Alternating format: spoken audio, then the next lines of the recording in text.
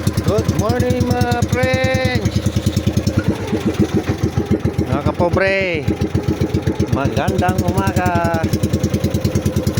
Dito na naman ako, pabalik naman ako dito sa ano, manulingan lang ako. Hindi ako mamusit.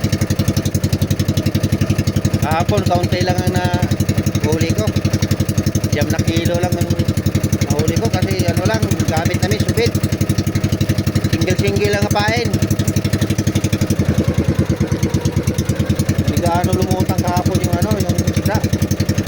Ayun, may isda na, lumutang na oh. Ayan oh.